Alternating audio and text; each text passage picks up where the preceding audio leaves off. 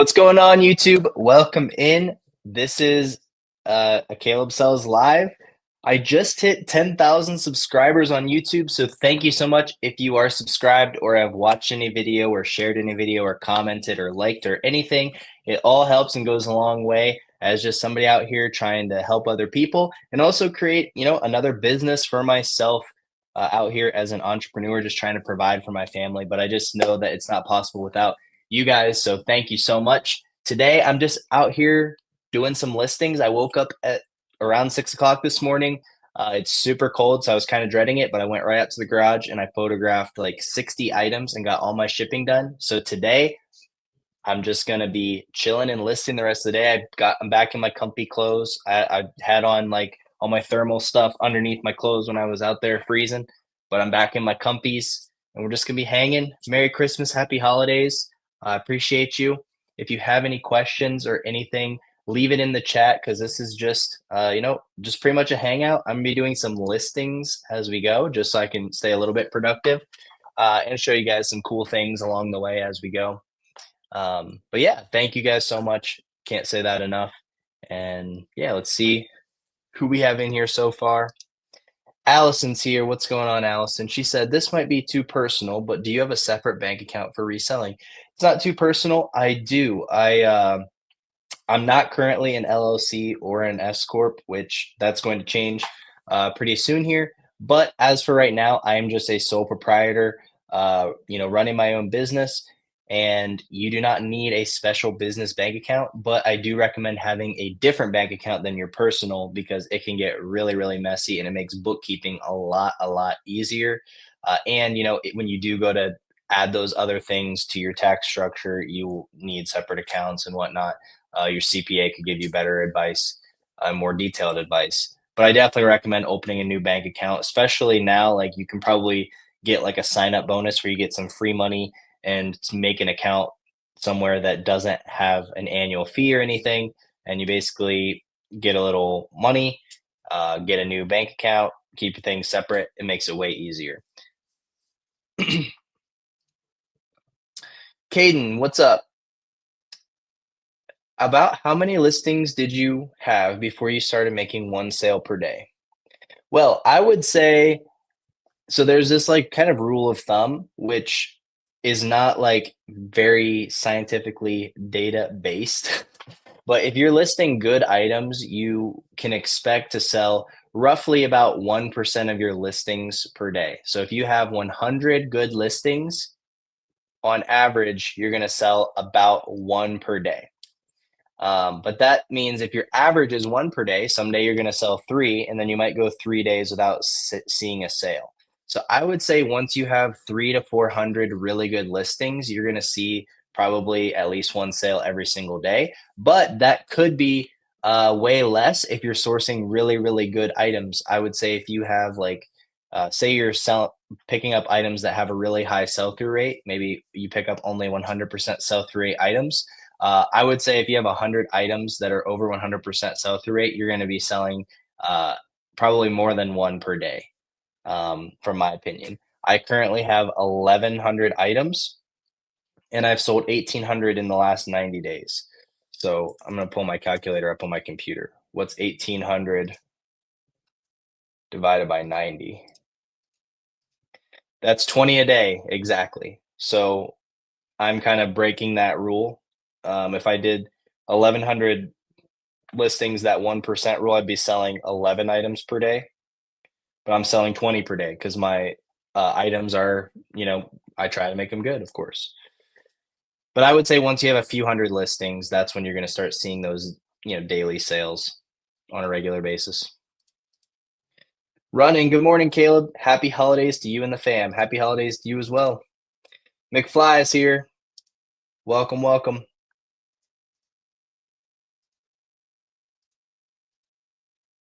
Okay, Brent, how's it going, man? Yo, just picked up a vintage Woolrich 1960s tag button-up cotton shirt. Looks like the old Taco Bell cup. Oh, I know what you're talking about with the like wavy design on it. I know what you're talking about. Huge Goodwill find. Yeah, that's cool. I wonder what that's worth. For sale says thank you. Well, thank you for sale for being here. All right, let's see if I can get this pulled up here. Is this right or is this right? This is better. Let's see what he found. Vintage Woolrich shirt. Vintage Woolrich shirt 60s. See if we can find one with that crazy pattern on it. Is it geometric or graphic print? I know I searched really vague, but I was hoping that we'd just see one quickly. Okay, can we get pattern? Geometric? Striped, he said. Striped. Purple, teal, and white.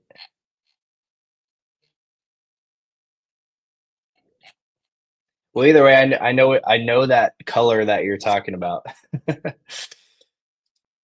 Travel ladies here. Good afternoon from North Carolina. How are you doing? John says, "Hey Caleb, may or have you taken sourcing trips outside of Ohio for flea markets or whatnot? I moved from Florida to Michigan. Sourcing isn't as easy here by Grand Rapids.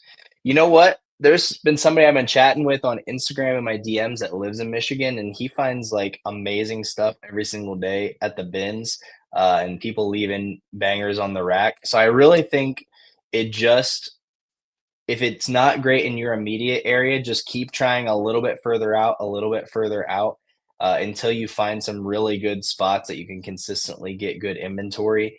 It honestly just takes a while to find those consistent places. One of the best places that I go now was a place that I thought was no good because I thought their prices were really high. But once I learned how the system worked, when they restocked, what the discounts were, how to stack discounts to get the best deal, I realized that it was actually a honey hole, and that's my best place now. As far as have I taken trips outside of Ohio, I've gone to Pittsburgh, which is about a little over 2 hour drive. And if I really did need to source more items, driving 2 hours to Pittsburgh is definitely a thing that I could do for my business. But luckily, haven't had to venture out so far. So Big John's here. Merry Christmas. Merry Christmas, Big John. Merry Christmas, Brent. I do find stuff like a Carhartt jacket sold for 158. Yeah, so that stuff is out there. It's just like, is are you able to find enough of it? What stores can you find enough of it? What stores, are priced up or not priced up? There's just so many little factors there.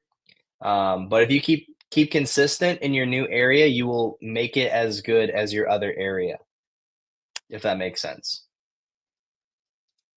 McFly says, "Thanks for the help on auto posture. You're very welcome."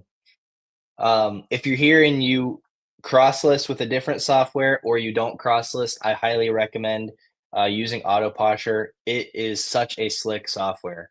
The automation, the virtual assistant tools that it has to make your eBay store and your Poshmark store perform better, and Mercari and Depop, but I don't sell on those platforms, so I can't speak to it directly. But just the eBay virtual assistant features alone are worth the $70 that I pay for everything, but that also includes cross listing and the Poshmark virtual assistant.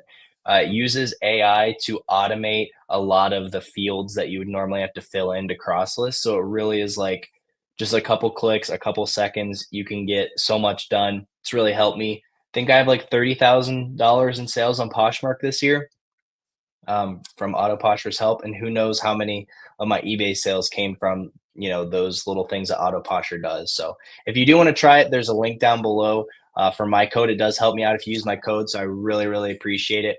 But if not, definitely no worries. Cross listing is not for everybody. I personally took a huge break from cross listing to really focus on eBay when I got serious about selling clothing. It actually helped me so much just focusing on eBay because I learned the platform so much better. And once I understood eBay so much better, I was able to become a way better reseller.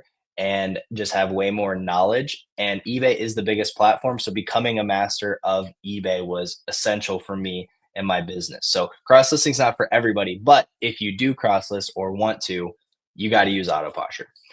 There's a trial, like I said, and a discount if you use my link. John says, I get it. I'm just not sure I'm used to going out every day like you and Big Yumbo do, I think. I did pick up a Lauren Ralph Lauren full suit during hearing one of your videos, 148 for that one. Hey, there you go. I mean, it sounds like you're picking up really good stuff. And so it just takes time to be able to find those consistently or going out on a daily basis. I do try to thrift most days of the week, and then I do one day where I'm out pretty much the entire day sourcing, and so it takes that level of consistency to consistently find the better items. Unless you're able to make some connections and make things easier, or if you have like a really good flea market or things like that, can make your life a little bit easier.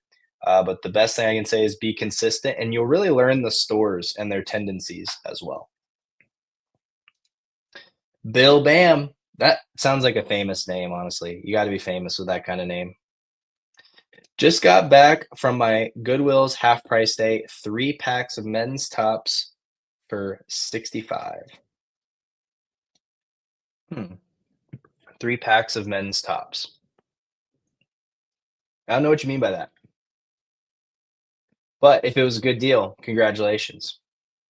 Oh, 3 bags of men's tops. Perfect. There you go. Nice finds. Okay, let's do a listing. So if you guys have never done a live listing with me before, my computer screen's right in front of me. I have a big, like, ultra wide monitor. I priced out just getting 3 monitors because I use 3 screens when I list, and it was cheaper to get one big fancy screen. So yes, it was a splurge, but here we are. Anyway, I have you guys over here on the left, your right. I have my listing screen in the middle. It's the biggest one. And then I have my photos over here to my right and your left. So when I pull the pictures onto the listing, you will be able to see the photos I'm looking at. But a lot of times I'm talking about the item before you're able to see it. But that's kind of how this rolls. But I will do a little bit of research on this one, even though I think I kind of know the price. This is a vintage Polo Ralph Lauren crew neck sweatshirt. This person got 75 bucks for that. That's crazy. 18 with stains, 36. Mine is red like that $75 one, but it has some stains. John says used to source where Tech and Sports did at the flea market, but nothing like that in my area. I'd be curious to know what the closest flea market to you would be. Maybe checking that out. If you're like used to sourcing flea markets, you'd probably be pretty good at sourcing another flea market. Okay, I'm gonna sell similar off this one just because I like their title structure. And here's my item. See, you'll see like I drop it in, and then this you guys can see my pictures here. But it's just a vintage Polo Ralph Lauren sweatshirt. It does have one little bleach spot there and a little bit of like laundry detergent stain in the underarm. Vintage Polo Ralph Lauren sweatshirt. I think mine's XL. Yeah, XL. Crew neck fleece pullover 90s. I like their title, so I just did a nice little so similar to borrow their title. Okay, so this is my SKU number, so I typed that in. I add a 0, so that way when I get to 10,000, which will be probably next month, everything will still be in order.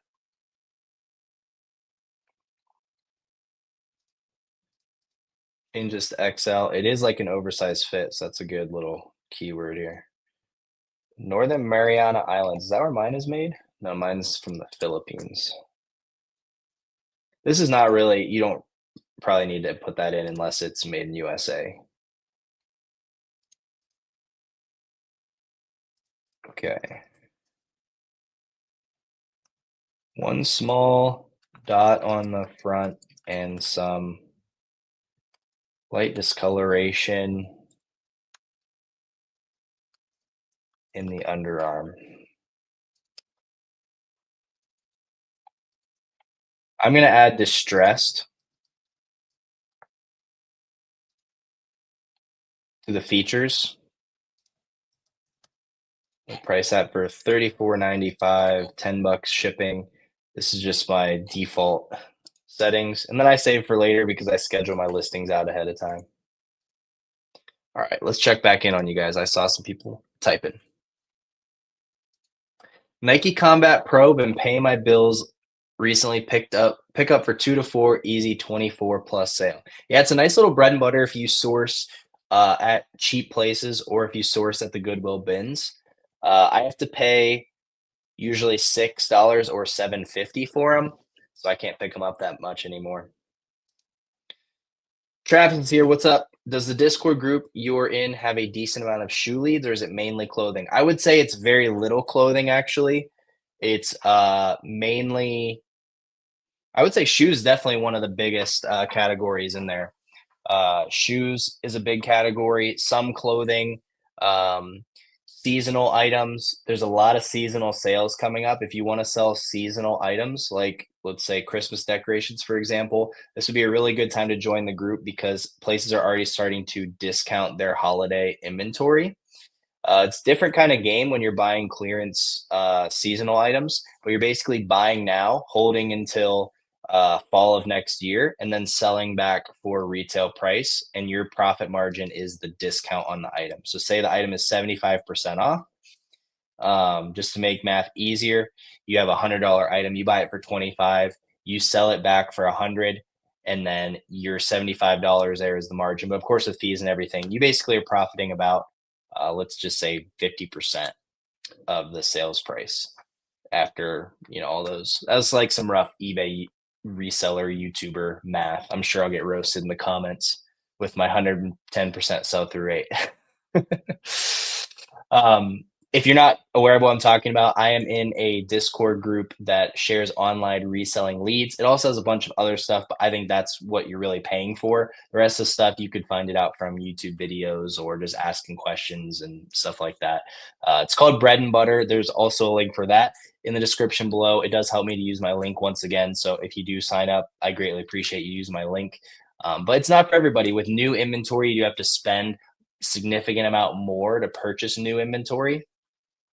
In November, I spent about $10,000, I think, on Christmas decorations that I sold and other. Well, that's the main thing, but there was also some like new tags inventory that I was trying to quick flip before Christmas, but definitely helped my December sales. But not everybody can afford $10,000 investment in 1 month. Not that you have to do that to join the group, but just saying when you're purchasing new inventory, be ready to make a little bit more of an investment. J Sierra Sound, do you have a business bank account for eBay? If so, did you always do that? Just wondering because this will be my first year. I'll probably need to report my eBay for taxes. So that was actually the first question of this live. If you want to rewind it back to the beginning, when we're done here, you can hear the full answer. I'll give you the short answer. I still use a personal bank account for my business, but it is separate from my personal finances. That's the short answer. Good job on that Big Lots pickup. I didn't even think to do that kind of stuff. The other day I was at Marshall's with my fiance, found a Turtleson polo for $10, sold for 32. Yeah, that kind of stuff is definitely called out in the group as well. So if you're into retail and online arbitrage, definitely some good leads in there. Mario says, does an item get as much advertising being on sale compared to promoting? It depends on what you're hoping to do. If you're hoping to sell it to somebody because they want to get the lowest price, putting your item on sale is going to help because it's going to lower your price if somebody's searching lowest to highest price for an item. If you want your item to pop up first in search, then you want to promote your item because eBay is going to prioritize people that promote their listings. So I do promoted listings and I sometimes run a sale, but promoted listings is mandatory for me. Let's get to the next item here. Okay, if you watch my last video, you're gonna roast me. I just said I'm done picking these up, and here I am.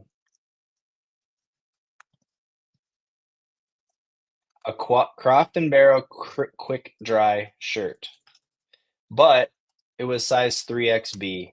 I looked at the sell-through rate in the winter for a short sleeve 3XB. It was still over 100%, so I couldn't leave it. I paid $3.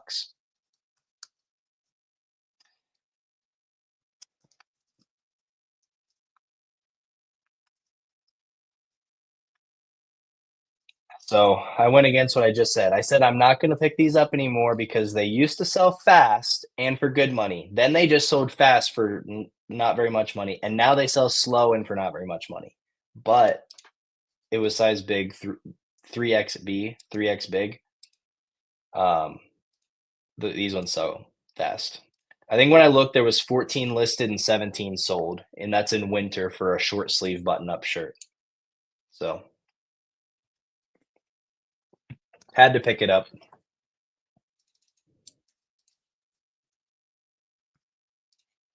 Here's the tag. Once again, I'm not necessarily recommending you pick this up because it's not really that good, but also this bold green color I think will stand out too. That's the tag. So I'm just gonna click a few of these. I'm not gonna go too crazy on it. I really do try to, make my listing stand out by putting lots of information in the listing, but on something like that, because it's like the item has a 100% sell-through rate, I'm just not uh, too worried about it. On a lower sell-through rate item, you would think, oh, I want to list that item faster because I don't want to spend as much time on a bad item. But really, you want to spend more time on a bad item so that you can get the best chance of selling that bad item. I know that sounds a little random, but just my thoughts here. Okay, here I'm going to do a little cool style code lookup. 7186. The Dillinger flannel.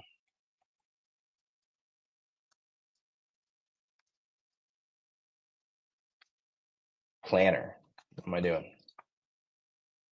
Flannel. Okay, so they're putting in Dillinger and Dillinger because cool likes to like they don't do ER, they just put the R right at the end. So I'm seeing, okay, let me know in the comments what you guys have priced this item for. Okay, this has ended recently.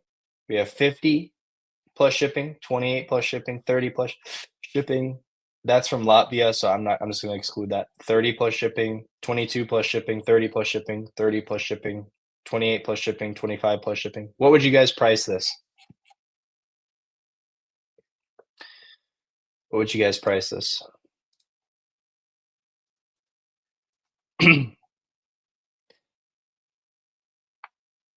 Bill says 29. 29.95. Yeah. Just got here. What's up? Welcome to the show. What is it? It's a cool Dillinger flannel. So I used the style code to figure out this is called the Dillinger flannel. I like this title structure. I'm going to copy that.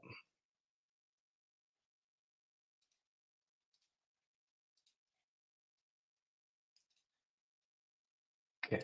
Gonna pop these photos in. I got size 2XL, so I'm guessing mine is a better size. Let's see if there's any available in 2XL before I underprice myself.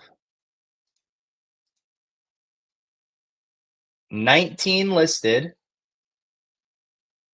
Dillinger flannel. Now I'm curious, none in 2XL. Okay, I'm glad I checked. 19 listed. 11 sold. Oh, it changed it to ER in my title for some reason. Okay, 209 sold. No, I just want the right spelling. 207 sold with the correct spelling. 207 sold. And 165 listed. So well over 100% sell-through rate. Let's see what they're listed for in size 2XL. Okay, 45, 38, 39, 29, 29, 29, 29, 29. Okay. So there's plenty listed, so I'm just gonna list at 30. I agree with Bill. I'm gonna do 29.95, but I always try to check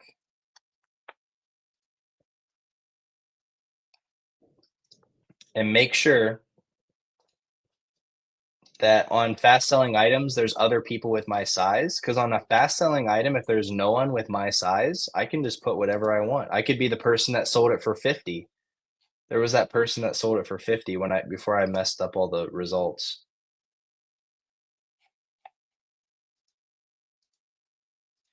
I want to be the person that sells it for 50 if it sells for 50.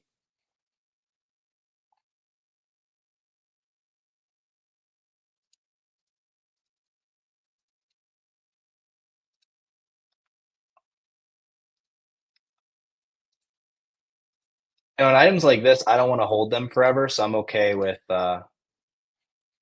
pricing at 30, accepting a $25 offer. Okay, my next item is another cool shirt. This style code is 7167. The Valiant or Response? Response? Response?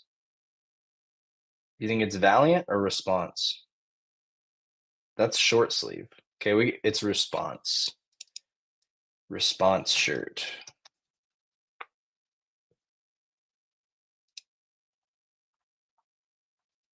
Kicking flips here. What's going on? Don't forget to use Caleb's code for Autoposher, the #1 cross listing app in the world. Hey, I appreciate that, and I do agree. I do agree. What's up, Josh? I never asked you this. Is it Drea or Dre? I should know this. Allison says, "Why do you schedule your listings and not send them as soon as you make them?" So I schedule my listings mostly for personal accountability and to be active on eBay every single day. I personally only work 5 days a week, but I want to have listings go live 7 days a week. So I schedule my listings out so that I can be active on eBay and do listings every single day. It also helps me keep myself accountable to doing 15 a day for 7 days a week. um, if that makes sense. But I don't think it necessarily matters. And it's actually a good point because I think what I'm going to do going forward is I'm going to schedule 15 every single day. And then at the end of the week, any additional listings I have more than the 15, I'm just going to schedule and push live. I've always been scheduling ahead super far. But what I've realized is that when I'm scheduled ahead super far, I kind of slack a little bit because I feel like I have a little bit of wiggle room. And, my goal is to make the most amount of money for my family. So why not just keep the foot on the gas and keep pushing?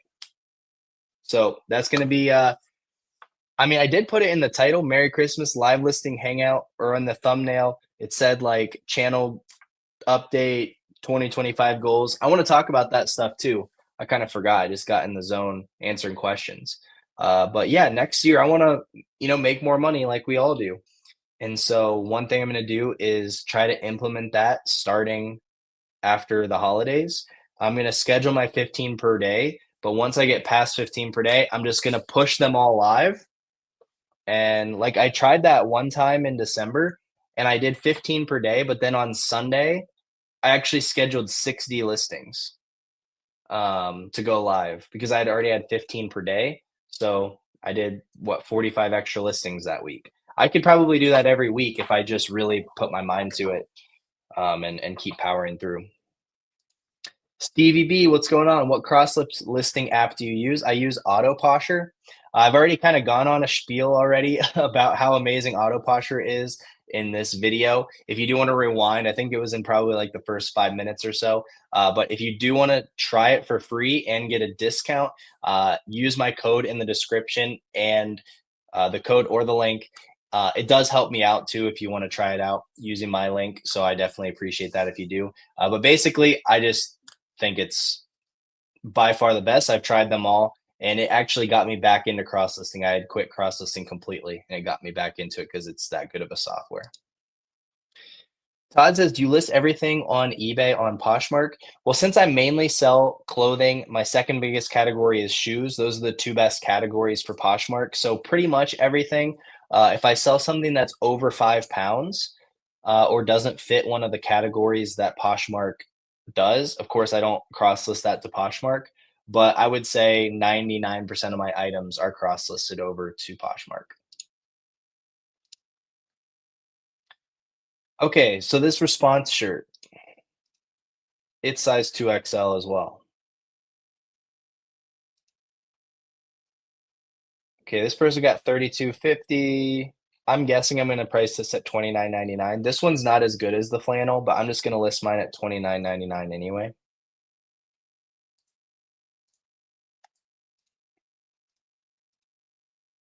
Because sometimes I just like the price a little high.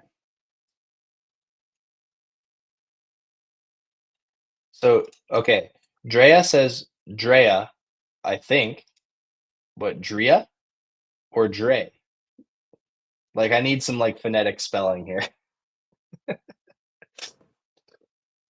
Is that how you say it? Phonetic spelling, if you're trying to just like sound it out, like in the dictionary when it has the little marks so you know how to say it? I forget. Drea. Yeah, okay. I got it. Drea. Or Dre, yeah. Drea. Okay, this is an Elixir Pearl Snap. How did I get that? I was trying to do a response shirt. No wonder this one's sold for 30. Pearl Snap is better. Um, okay. This whole title, I'm just gonna cancel it out because I can't, my brain's not working to fix it. Cool shirt, men's 2XL. This is like a green plaid response, lightweight, outdoor, hiking, gorpcore, gropcore, gorpcore. Little inside my mind of keywords right there. 09178. Green. This is woven material.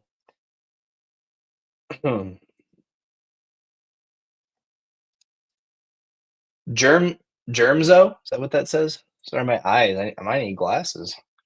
Germzo says, "Do you suggest putting size first in the title?" No, I don't. I was trying to fix that person's title. I did sell similar. I put the brand first, the item. Okay, brand, item, gender, size. No word size. Nobody's searching the word size. So save yourself the keyword or the characters. Color, pattern, model, keywords. Okay, you can pause it, rewind it 15 seconds. That's title structure. There are nuances to it that I do vary from that, but that's 95% of my titles are like that. Really quick. Brand, item type, gender, size, color, pattern, model, keywords.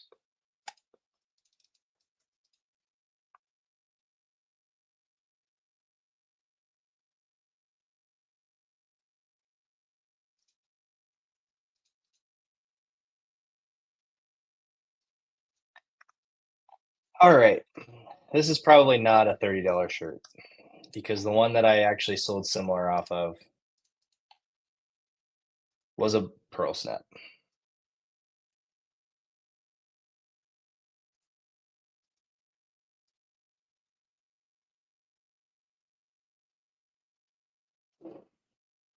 Okay, my next item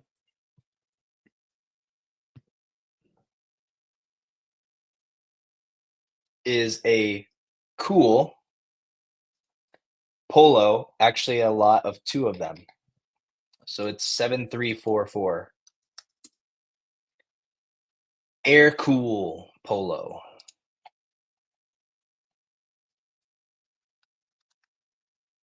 Air Cool Polo. Okay, these are size 2XL as well. So one sold for 26 bucks. Let's see if there's a ton listed. That's not bad.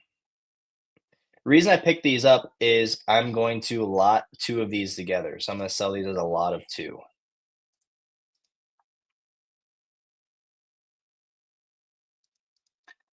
What up, Donan? Todd says, how many local places do you source from? Um, regularly.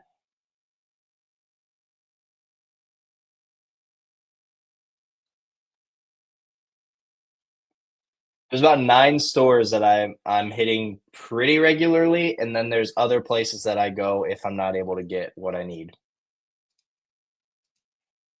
But 9 places I'm in frequently enough to know what's going on. So I took this little fancy picture right here, once it loads, of both of the polos together.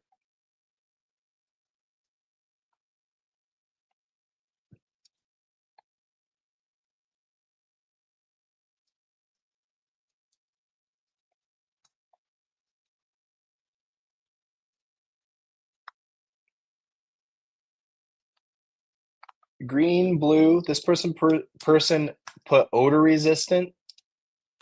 Okay, I'll let that slide, I guess. Performance. Uh, it should put shirt back here. Men's 2XL, performance, stretch. Cool.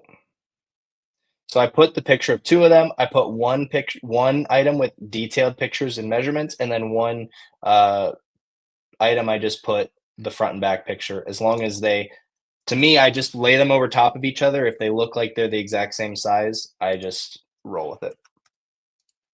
Most people don't look at pictures anyway, but I still want it to be there. It's kind of striped.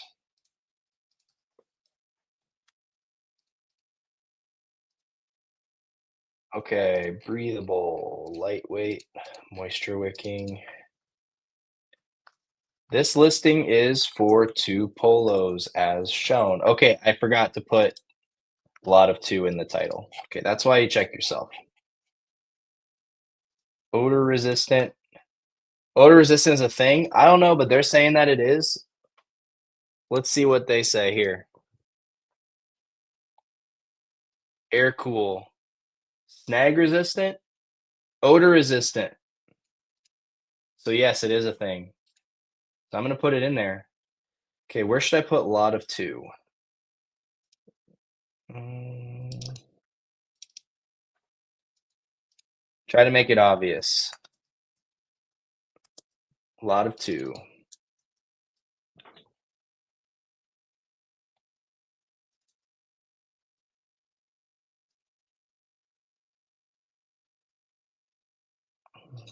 Okay, so they sell for, this one's over 25. So I'm gonna list both of these for 49.95. That's 25 a piece. They only have to pay shipping 1 time.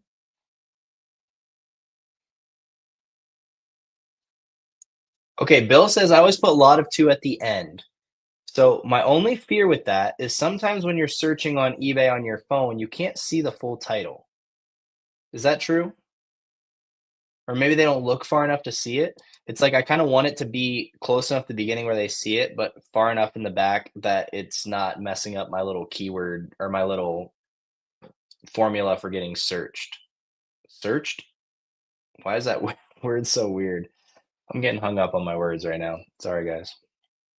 Okay, they're gonna have to pay shipping twice or shipping once to get 2.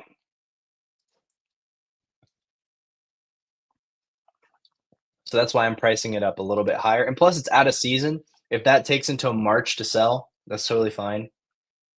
I sell things pretty fast typically, so I'm okay holding out every once in a while. Do you find it faster to sell similar off other listings or your own listings? Okay, in general, I think it's better to sell similar off your own listings. It's definitely faster, but I don't sell a lot of the same items. I I mean, I sell a lot of the same types of items, but I don't find cool long sleeve shirts often enough. Like if I look at my listed items right now, I guarantee that I don't have. Okay, I don't want to guarantee. Maybe I do.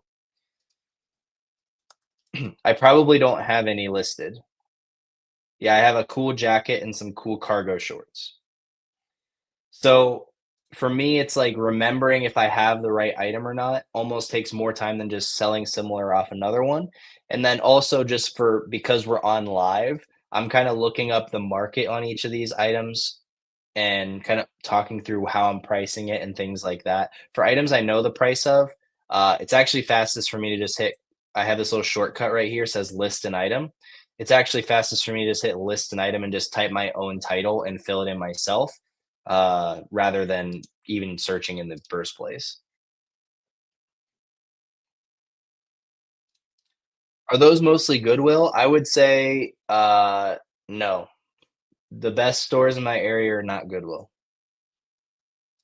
How frequently do you visit the same store? So they're the store closest to my house, I go sometimes once per week, sometimes 3, 4 times in a week because it's close and it's a good store. Motion Hunter, what's up? What's that? A lot of 2 at the end. I predict will sell fast. I hope so. G Robles, what's up? Would you give a partial refund if they wanted to return one shirt if they or have them return both? So with this item, if one of the shirts didn't fit, neither would fit, so they would probably wanna return both. Um, if, like, say they find a flaw with one, I guess I'd be willing to do a partial refund if they just want to send back both, but most likely, if they wanna return, they're gonna wanna send back both.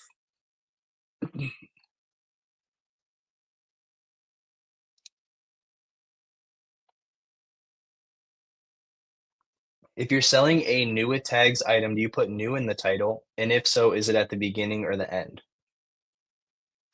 I put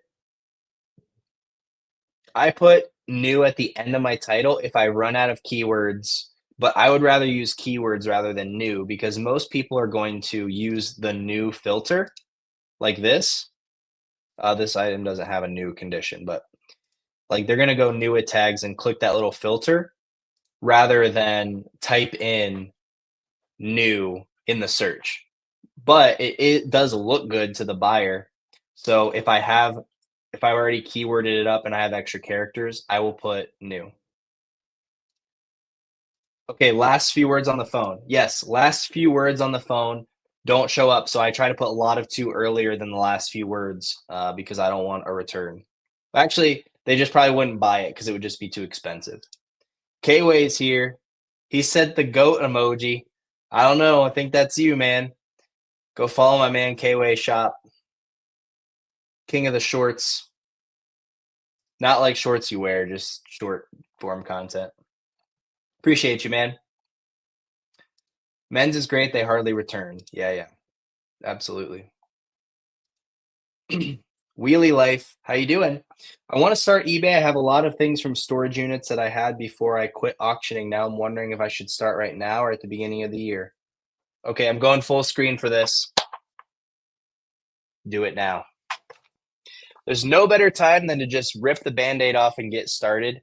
I was recently on a podcast that will be coming out, I think, on Christmas Day, on Bo Johnson's channel. So you guys will have to check that out. But I talked about this that I like waited 6 months before ever listing my first item because I was afraid that it would sell and I was afraid to ship it and I was afraid to make a listing and I was overwhelmed with anxiety about doing something new. And it's very difficult to do something new, but once you do something new, it's not that hard once you start. Nothing's as hard as it seems once you start. There are things that are complex, there are one off situations, and getting started is very hard. But I just recommend ripping off the band aid and starting. It's the best way to do it. What are the best stores to source? Individually owned thrift stores? I would say uh, any non major chain is probably the best. Um, a really good store in my area is a local chain. So there's like a few locations, but they're not like a worldwide, empire like Goodwill or Salvation Army. Probably the best store in my area is just a small local thrift store. Um, in a nice little community, and pretty much everyone in that community donates to that thrift store. And there's no other thrift stores in the town. What up, Zeth? Can't wait for the podcast. Yeah, we'll see. We'll see. I used to own an online auction house, so I do know how to ship. I'm just scared of all the glitches from eBay. Well, don't be afraid of the glitches because those are one-off random things. Like things can definitely happen, but I wouldn't let that hold you back. I wouldn't let that hold you back from your potential. And if you have really good items, they're going to be really good items, you know? Drea says bins are great, but you have to be able to do the bins. She can do the bins. I can't do the bins, so I got to leave that to her. Okay, here we have some vintage Levi's. These are from 1990. I wish they were just 89 so I might even put 80s in the title still. I watched a video from Elro Fisher about Levi's today while I was taking pictures. He just spits a ton of facts. I appreciate his content too. But he was talking about the people that lie in their listing, and I was feeling convicted. But if something's made in 1990, it's kind of 80s, kind of 90s. I don't know. So these are vintage, I think 505, black 90s Levi's.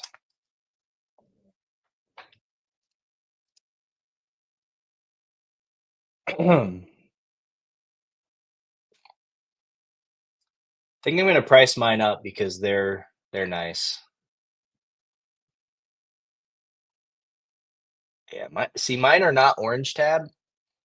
People want orange tab now, but orange tab, and he says this in the video, which I did already know this, but orange tab is actually Levi's made them for college kids to be cheaper than regular Levi's, and now the Levi's are like popular, or the oh, thanks, Bill. I'm not screen sharing. I'm just out here searching, talking to myself, zoomed in on the camera. Okay, here's my tag for these vintage Levi's. Really good size. I mean, it could be better, but decent size 3430, made in USA. Right here is the date. 532 is the factory code. This 050 is May 1990.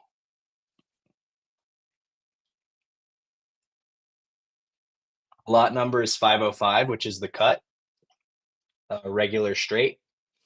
And 4858 is the wash. These are like a black but slightly faded out wash. So these are going to be pretty good, I think. Vintage Levi's 505 jeans, men's 3430. How do they measure? So one thing I do when I'm doing jeans is I really look at the measurements because they can stretch and shrink so much. So if I'm more than 1 inch off on any of these, I want to put the actual measured size. They're not orange tab. 80s, 90s. Black, regular straight. See, I put this picture as the first one, just trying to stand out a little bit. Vintage 34, 30.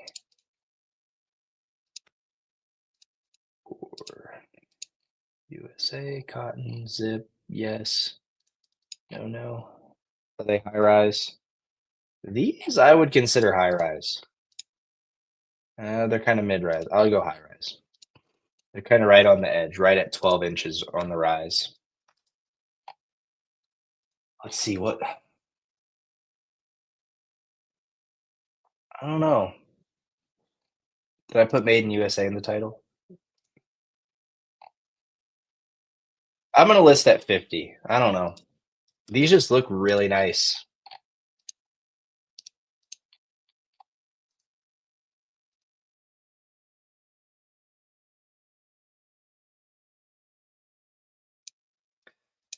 Josh says, I only source the chain stores around me when they run a 50% off sale. I drive to them all during that day. Yeah, that's a good way to do it. Wheelie life, I have to admit, I'm not in the clothes very much because it's hard to tell from some used clothes if they are men's or women's. Yeah, I definitely understand that. I think like over time, it definitely gets easier to tell. Like, you can tell by the cuts. Like a lot of women's clothing has like this kind of hourglass cut to it, like the tops.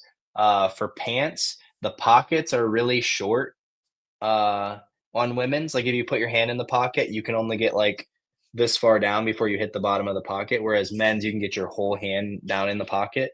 It's like an easy way to tell on jeans and pants. There's definitely little things that you can learn along the way. Also, the thrift store, is if you're going to the racks, is sorting the items. They get it wrong sometimes. I find women's items in the men's section and vice versa. But for the most part, they kind of do that sorting for you. Do any modern Levi's have value, or is it mostly vintage that are worth picking up? Vintage definitely adds value. If you want an in-depth look into every cut of Levi's, I just mentioned there's a YouTuber, L. Row Fisher. He just released a video either yesterday or today that is a super, super deep dive into all things Levi's. But the short answer is, do any modern Levi's have value? Yes. If you find 501s in the color black in a good size, those still sell for close to $30 for me. If you find a really long inseam, those can sell really well. And then there's also specialty lines of Levi's that can sell for really big money. Okay, now I'm listing some Prana jeans. I was really on the fence about buying these. I had to pay 750 a piece. And when I got them on my photo table, they um have like a little bit of puckering in the crotch. So yeah, I'm pretty pretty bummed about that, to be honest. I don't think they're gonna sell very well. I wonder if it's this gray Bridger. I wasn't gonna style code these, but now it's kind of making me want to do that just to see what's going on with these. 33139. Yeah, that did not help me. Let's try this other one. M4B D32315. Okay, yes, Bridger gene. Okay, maybe I can salvage this by knowing the model name. So if I type in Prana Jeans Slim Fit Bridger, what did I type in? Prana Jeans Slim Fit, oh, Brigder. Jeez. Can't type. 176 sold.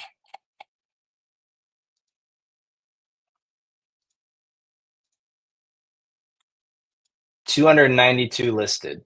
So it could be worse. What's that, 60% sell-through rate? Could be worse. This doesn't look like they're selling for very much money, and mine are stretched out in the crotch, so not ideal. So I bought 3 pairs, so that's why it's really not ideal.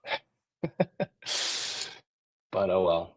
Prana jeans, men's 33, 32, I think is what I have. Yeah, 33, 32. Charcoal.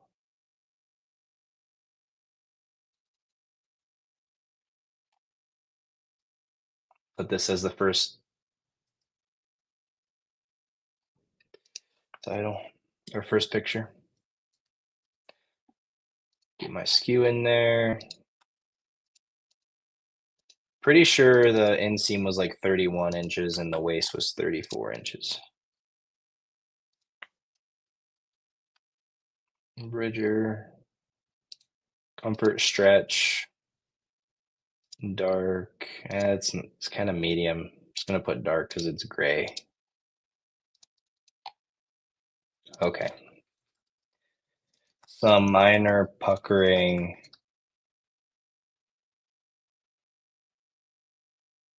As shown. Okay, what are they selling these for? $24.95. $24.95. Okay, and then the next item is a lot of 2 of the same thing. So I found 3. They were all the same thing, but one had a slightly different um, like it was almost like the age of the item, if that makes sense. Like one had a more modern tag. The one that I just listed had a more modern tag. Puckering is nothing. I sold my first Ariat jeans with a huge rip in the crotch. They were over size 40. Guy was excited to get them for $15 when I messaged him to verify that he saw the rip and he said he was going to fix it. Hey, that's great because yeah, what Drea is saying is right. Ariat is that good. Prana jeans are not that good. Prana pants, no jeans. Yeah, exactly.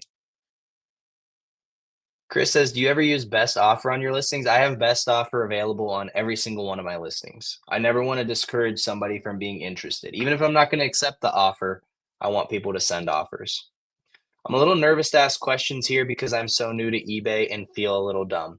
Hey, Wheelie Life, I just want to say everybody starts somewhere. And when I first started, I was in a Facebook group of resellers and I asked a ton of questions. And people were so helpful to me and helped me out so much along the way. So that's what I'm here to do is to help you out. So honestly, even if it seems like a basic question, just spam your questions in here. I'm sure other people in the chat are willing to help. I'm willing to help. Everybody starts somewhere, and I had to have dozens, hundreds, probably of my questions answered along the way. Um, so that's totally normal. We're here to help.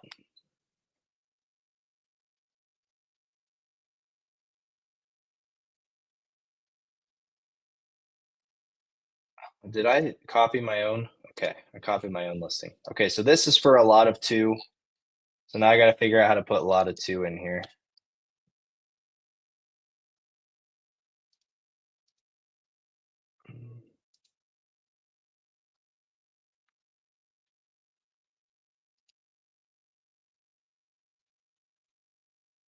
Getting everything to fit in your title is an art.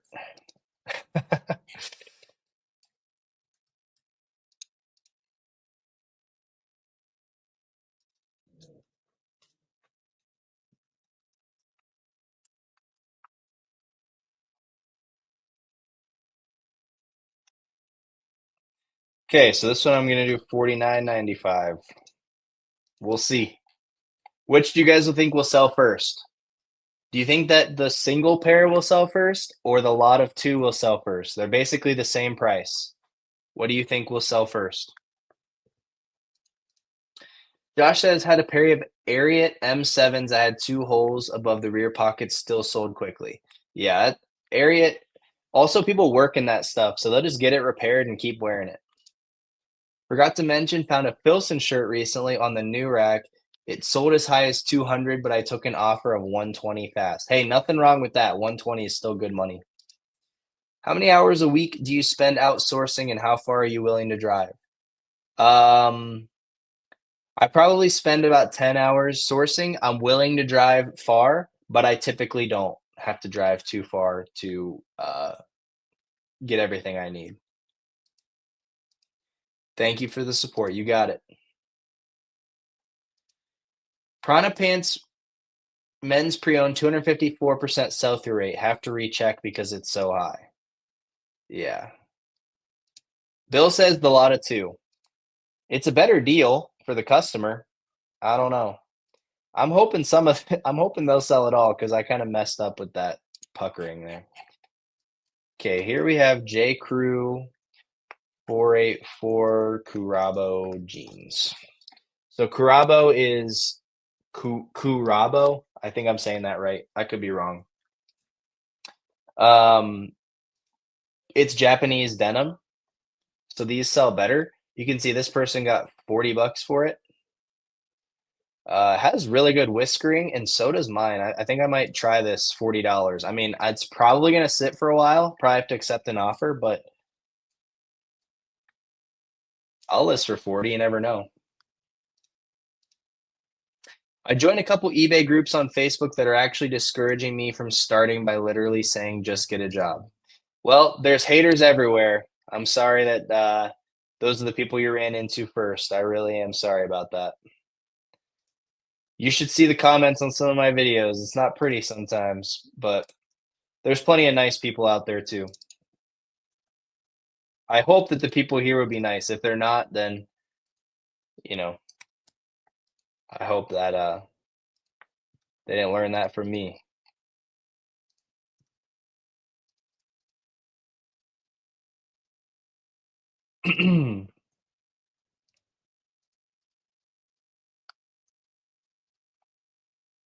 Okay, want to make sure Japanese denim is in there and whiskers, because see these whiskers right here? People like that. I don't wear jeans. I honestly can't remember the last time I wore jeans. But I don't know if I'd really be wanting that on my jeans, but people do. So he's saying low rise. Is it low rise? No, it's not low rise. It's mid rise. They might say it's low rise in this little picture over here. Sits below the waist. It's a mid rise jean. So Japanese denim elevates the value of these J. Crew jeans. These, without the Japanese denim, I would be leaving behind. Unless it was like $2. $2, I'd be doing that.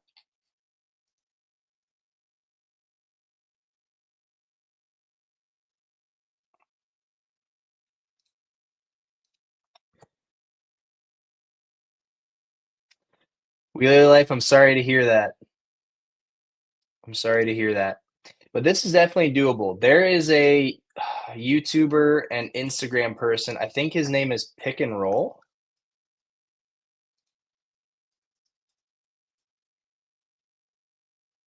Oh, of course, Pick and Roll is gonna be basketball. eBay. Yeah, this guy right here. I'm pretty sure that he is in a wheelchair and runs his eBay business. He does a lot from the bins. Super good guy. I've talked to him lots of times. He's really good at authenticating and dating vintage Levi's. So I used to talk to him a lot before I felt comfortable doing that myself. And just, yeah, maybe that'd be a great inspiration for you. Maybe you guys could connect. But yeah, I'm sorry to hear that. Dre's on hater patrol on my comments. Honestly, like when I post, especially on a short form video, if I post it and start getting hate comments, that actually means that the video is going to start reaching people outside of the reselling demographic, which is actually just so good for me as my as trying to grow a social media business because there's only so many people that resell.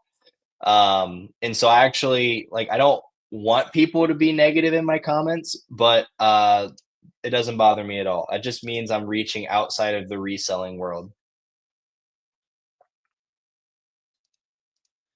Thanks for answering my questions. Just started a couple weeks ago and I've learned a ton from your videos. Hey, I appreciate that. I'm happy to help. eBay groups are a waste in my opinion. A lot of people complain. Then you have people like Caleb, Kaylee, and Yumbo who just make money doing what they always do. Yep, there's a lot of complainers out there and just got to do the work. It's not easy, but it's simple.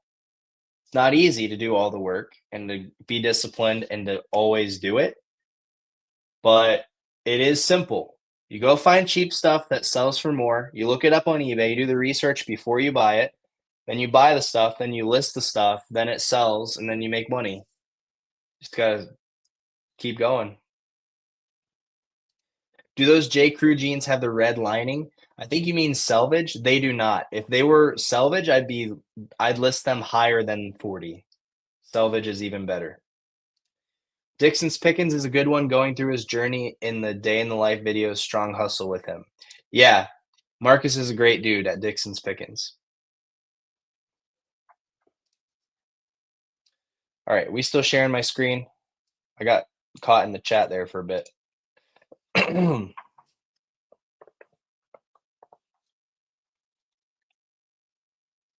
Okay, these next ones might be difficult to try to figure out what I'm doing here. These are some Isaiah Napoli jeans. This can be a really good brand.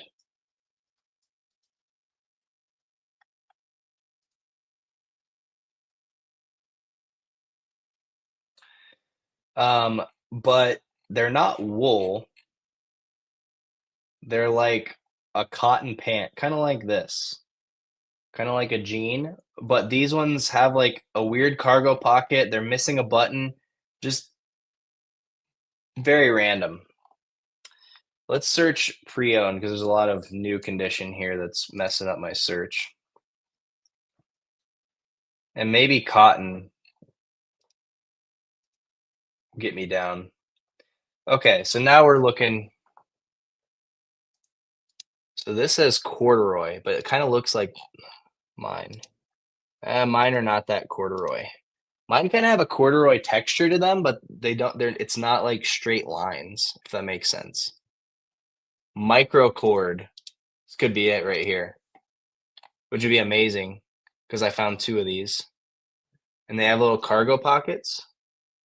Micro cord. I don't know. Chino pant.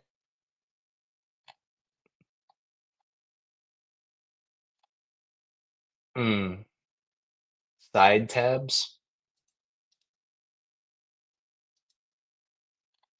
What's side tabs?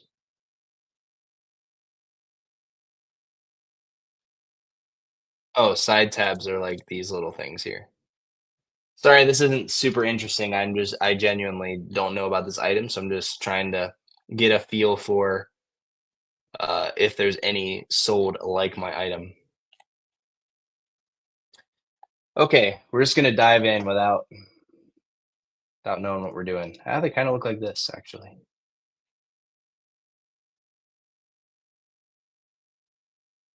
They have a little side pocket. Mine have a little side pocket.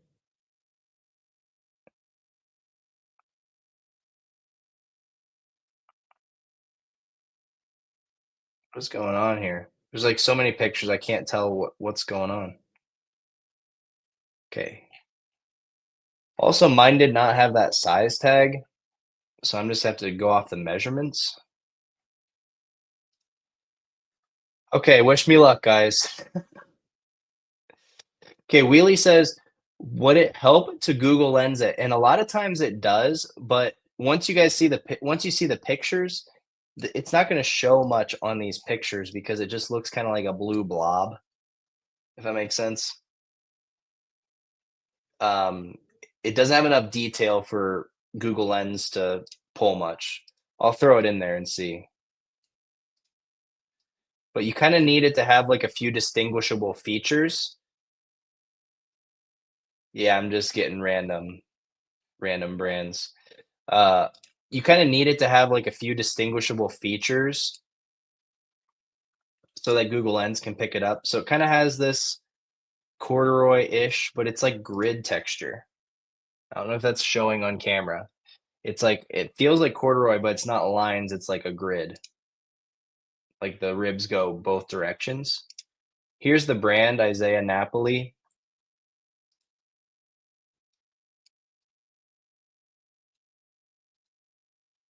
Here's the brand. And then the tag,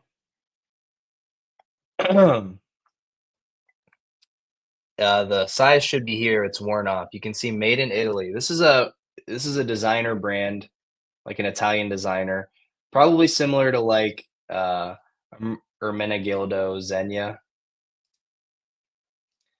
similar kind of thing here. I would say this is a little more rare in my opinion.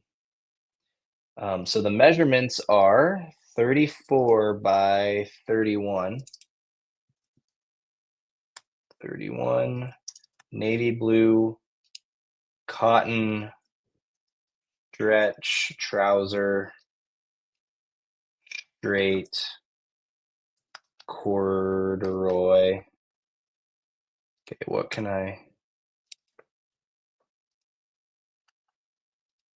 I'm gonna put micro because it is kind of like that micro thing.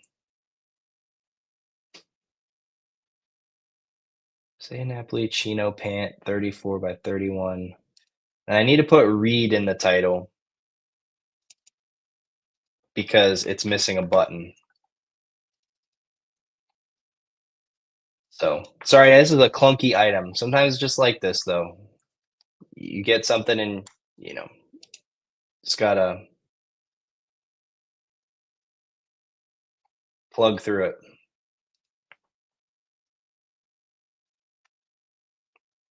Okay, they don't have this as a brand. It's interesting. 34, 31, designer, cotton blend, cotton, spandex. I think it had spandex in it.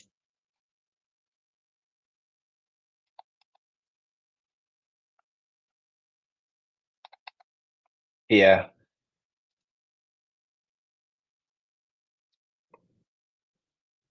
Okay, features. We have easy care, stretch, flat front.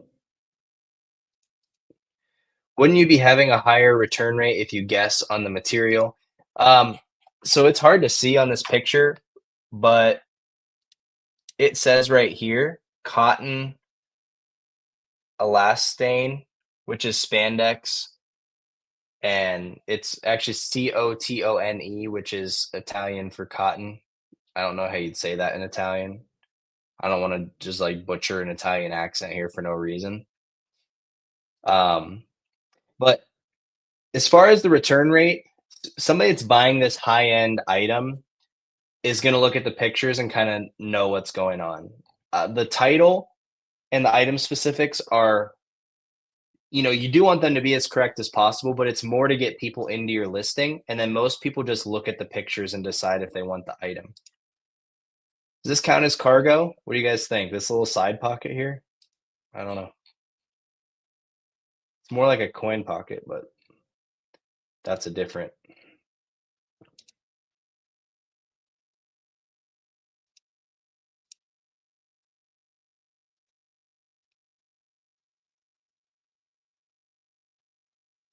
Okay.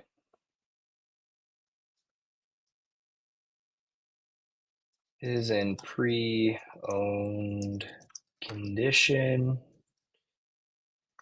Meant to be worn, cuffed as shown, but there is a raw hem if you want to tailor to length. Um, Germzo says, I always thought that was a carpenter hammer loop. That is if it's a strap. So the hammer loop is like a strap. This is a pocket. Um,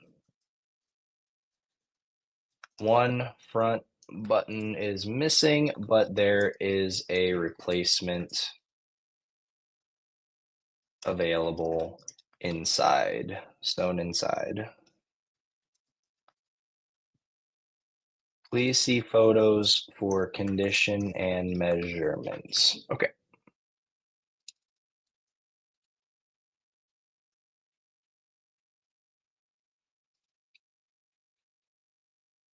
Okay, so what are we gonna price these for?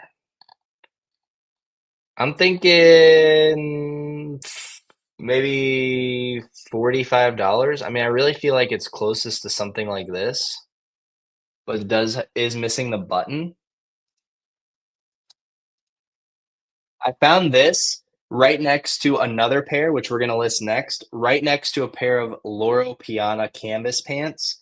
The Loro Piana canvas pants, I listed them for 75 and they sold for 68 in a few hours.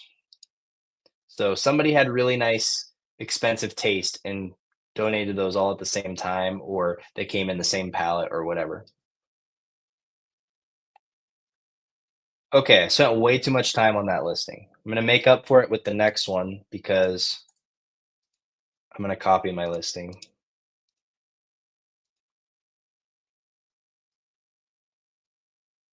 And this one has its own flaws and problems.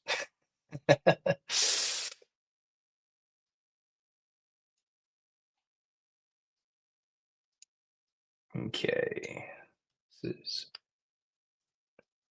green. I don't think this one has like that corduroy texture to it. I'm over here looking at the pictures. It's more just like a twill.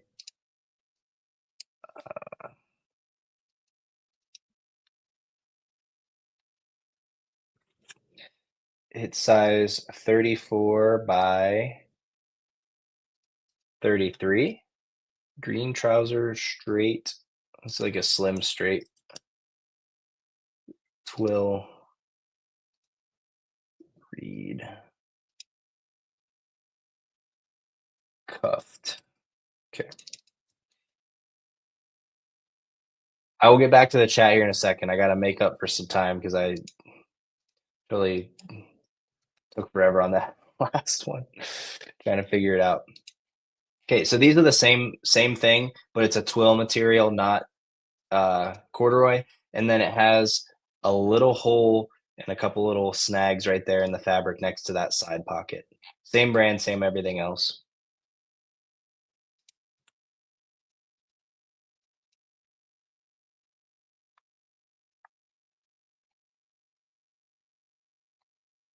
Item is in pre-owned condition, meant to be worn cuffed as shown, but true length is shown in photos as well.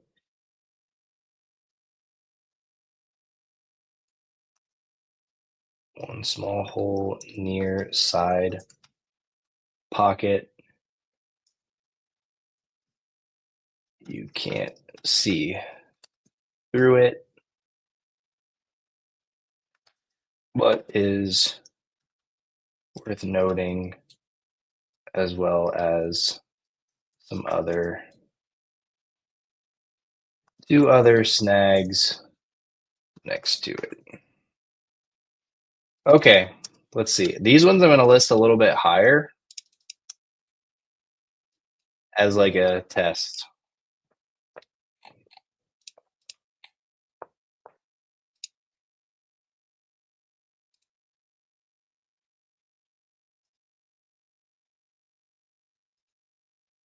Okay, hopefully I updated everything on that listing from the one I copied. All right. Missing button. Yeah, I put missing button in the title for the first pair. Any advice on finding the best thrift stores other than Goodwill? I search thrift stores and see a lot of stores that have consignment in the name, and I'm assuming those are too expensive.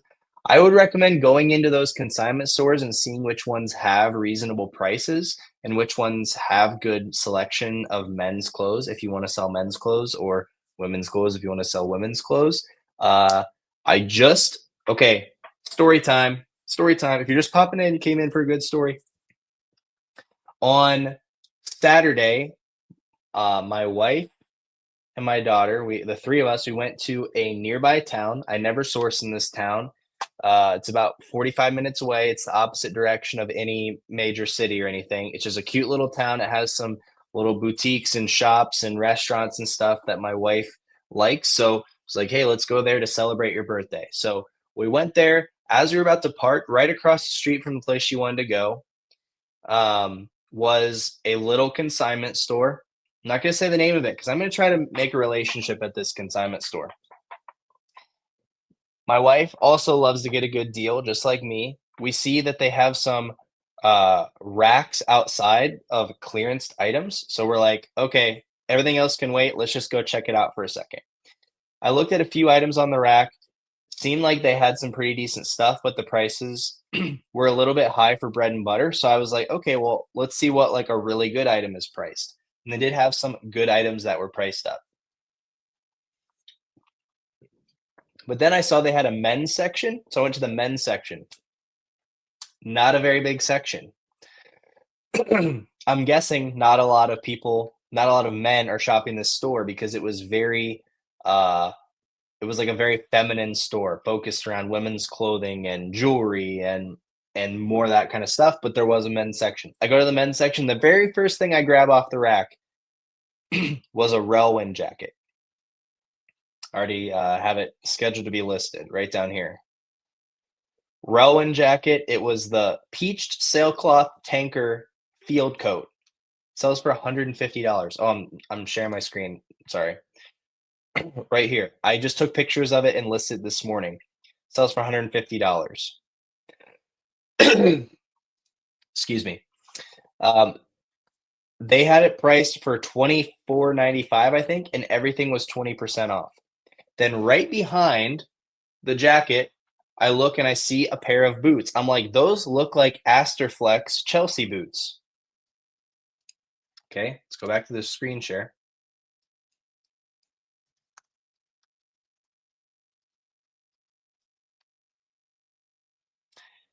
These are $250 new. I mean, obviously they were used. $250 new Huckberry brand Chelsea boots. $34 plus 20% off. Okay. I'm gonna mute my mic and clear my throat here.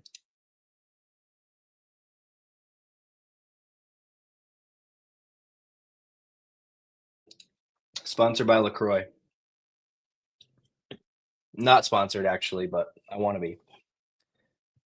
Anyway, then I found one other item which was not as fancy as either of those, but a pair of Madewell men's chinos for $20 with 20% off that were in new condition, retail price of $110. I spent about, my wife said 20 minutes. I thought it was like 10 minutes, so it probably was more like 30 minutes.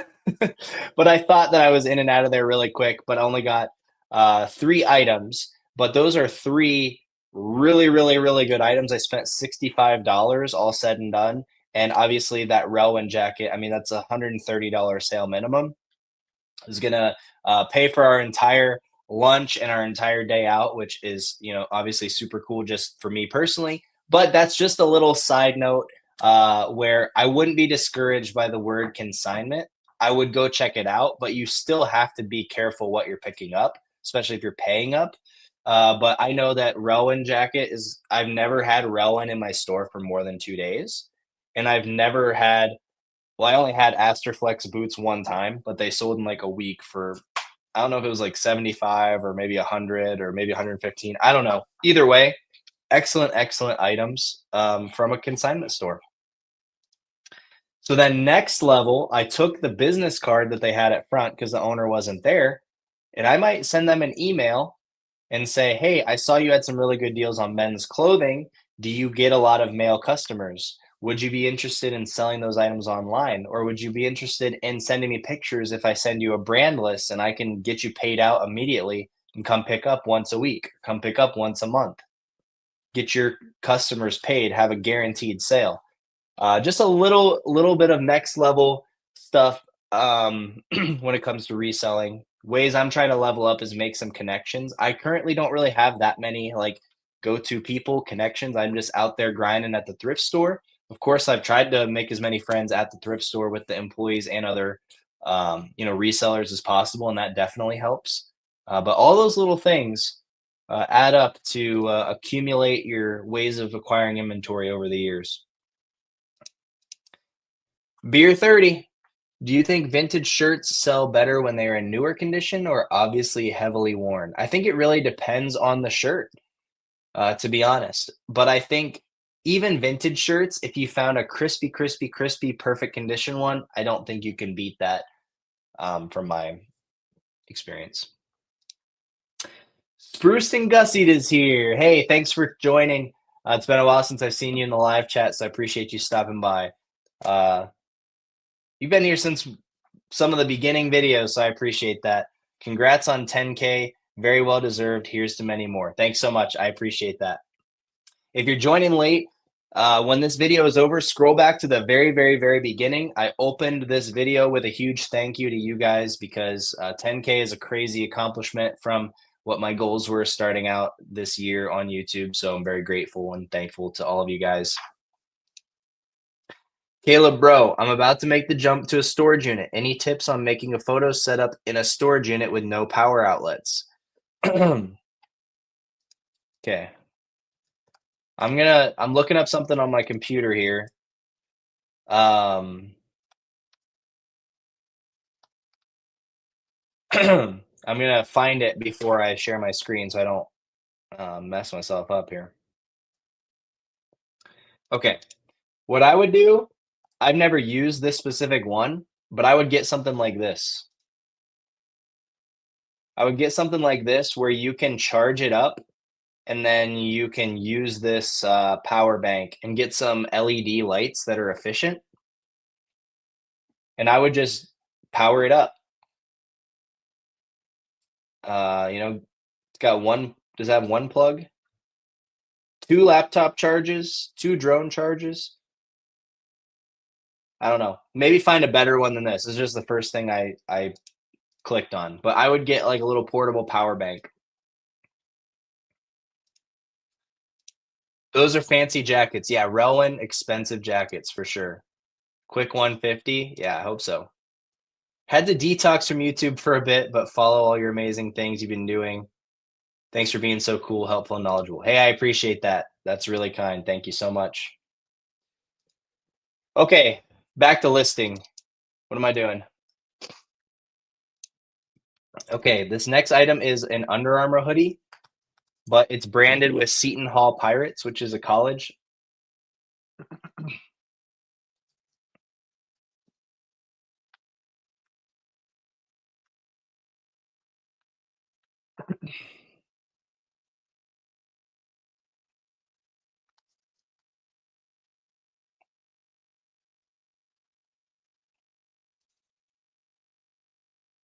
All right.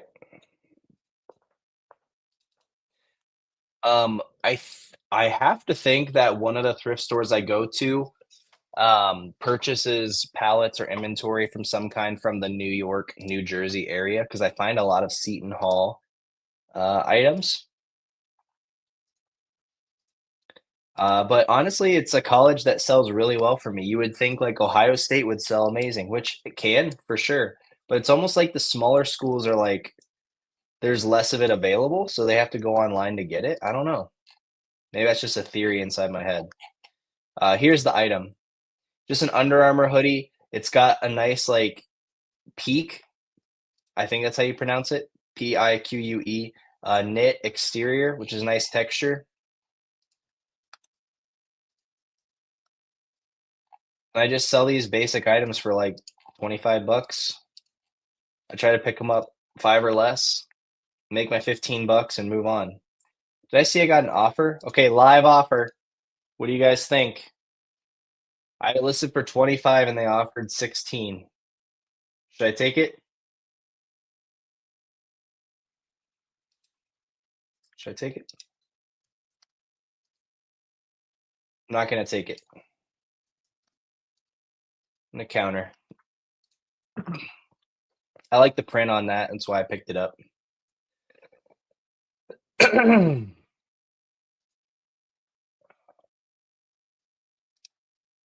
Homeless Flipper, hey, congrats, bro. Hope things go 10x for you next year. Things are tough for me right now, but we gonna pull through. Wishing you and everyone a happy and blessed 2025. Hey, blessed 2025 to you, man. Appreciate you being here. Hey, if things seem tough right now, things are gonna get better, and all we can do is keep putting one foot in front of the other foot. So if you keep trucking through, find something that works and keep doing that thing that works and just keep moving forward, you'll be out of it before you know it. Glad you're here. Okay, we got my favorite brand, LL Bean. One of my favorite brands. 51235. Okay. So what I do is I take the style code. Here, I'll show you the picture I'm using. It's a good way to show you guys a picture. Okay, I have this picture. I go here, I go to 512235. I type that into Google. Ultra soft sweats.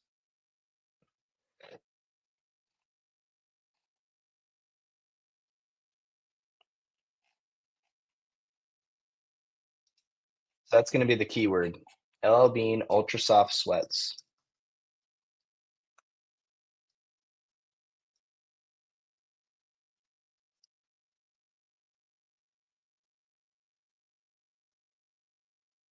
Nice. Okay, this is basically the exact same thing I have, only mine's white and navy or white and black. Or gray, sorry. Is it gray and black or gray and navy? Oh, I should have remembered this, so I took pictures. It was like 6 a.m., so I forget. Okay, mine is size XL. gray.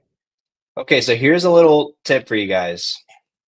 So LL Bean Ultra Soft Sweats quarter zip has 3 sold and 8 listed. So a little under 50%. Little under 50%. Well, if I just search just used, we can get down to 7. So then I can call it over 50%. So what did I say? There's 3 sold? Okay, closer to 50%. Almost 50%. Now, if you type in LL Bean women's quarter zip, there's 565 sold and 1,400 listed. So that's a 30%. So I'm getting 20 extra percent by doing this little thing here of sell-through rate. And then also, I'm sure the sales prices are going to be better too. Like a lot of 18, 18, 7, and this is nicer. So this is helping the sell-through rate, some of these nicer ones. Anyway, just a little glimpse of why I actually go through and take the time to do that. Helps the sell-through rate. It's going to help me sell it faster, better.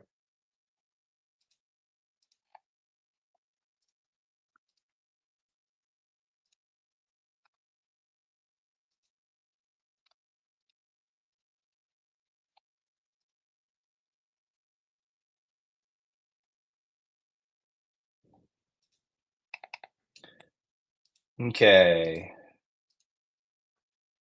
Okay, 18. What do you guys think? What do you guys think? 18 on the Under Armour. I'm gonna take it. These are the kind of items that if you decline offers, it's hard to get somebody back on that item because Under Armour is such a saturated brand. So I'm just gonna take my profit and move on to the next item. Okay. This is a Nuitags straight down quarter zip. On the tag, I can see it's called the covert quarter zip. So luckily, I was able to search that exact thing, get an exact comp for what I'm looking at. Only mine's blue, theirs is gray. Mine size XL, blue camo.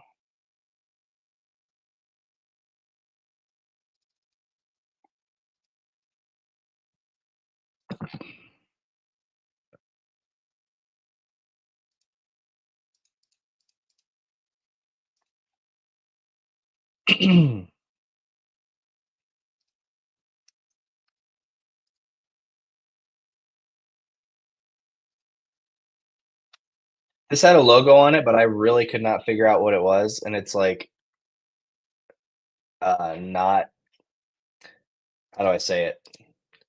It's not embroidered extremely clearly. Like it has little extra lines and stuff on it. So I'm just gonna kind of ignore it. It does like blend into the fabric, but I hope it's not something rare. It will sit for a while. Good call. Yeah. Taking pics now while hearing you list. Nope problem. Happy listing. All right, I've only gotten like 15 listings done. We've been on here 90 minutes. I'm going slow, going slow. Okay, this is a bummer. So I'll do the same thing. I'll pull this item in or the photo over here so you guys can see what it is. Um, this little thing on Under Armour, when the tag is printed like this, I've had such good success selling it when the tag is like this. But um the style code is ripped out, so I can't figure out what the style code is on these Under Armour golf pants. So that kind of messes up the whole reason why I picked these up.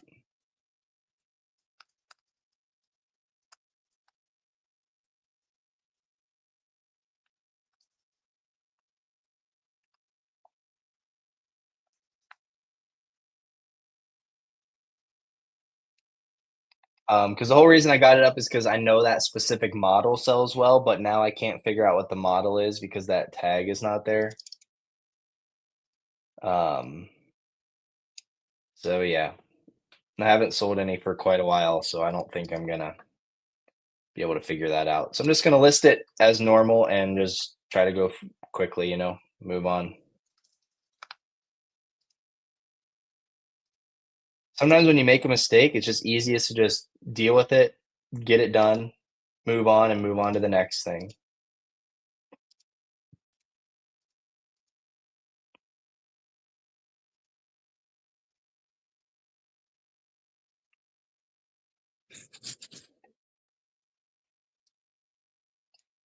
So what's everybody's plans for the holiday? Let me know your Christmas plans in the chat. Also, if you have any ideas of content you want to see from me in 2025, definitely let me know. I'm curious to know what you guys want to know, what you want to learn, what you want to see.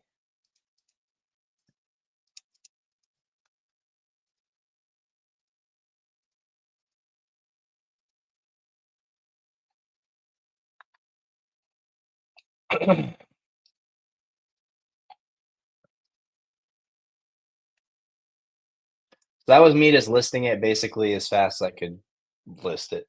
All right, here we have a Grayson performance quarter zip. I'm gonna try to figure out the model of this.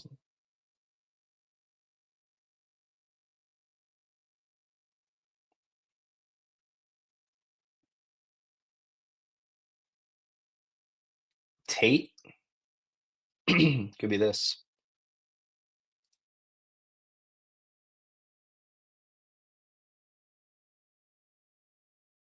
It's like this. Kind of looks like this. Tate quarter zip.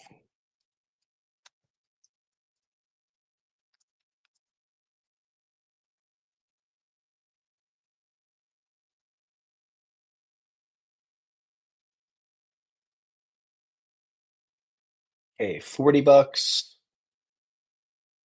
This has Trump on it, so that actually probably could have sold for way more. This sold for 40 bucks.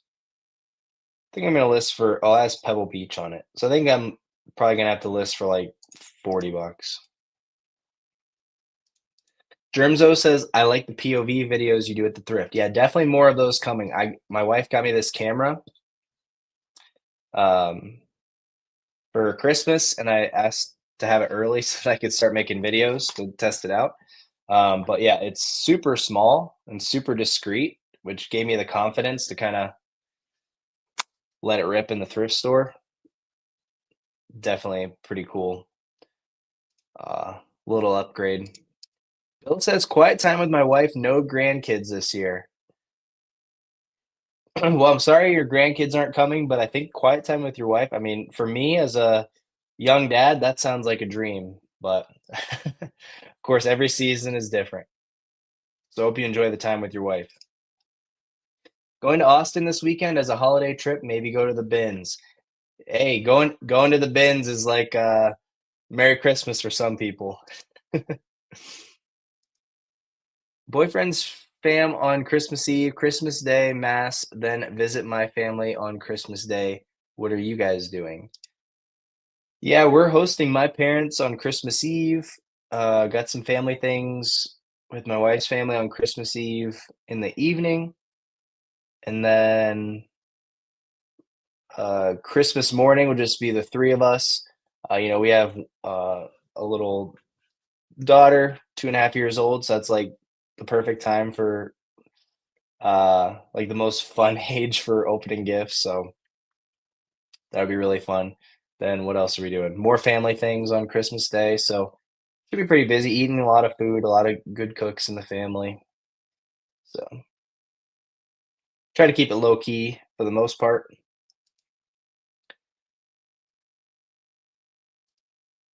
Gabriella says, I am a new reseller and kind of anxious about filing taxes for the first time for my reselling business. Any advice?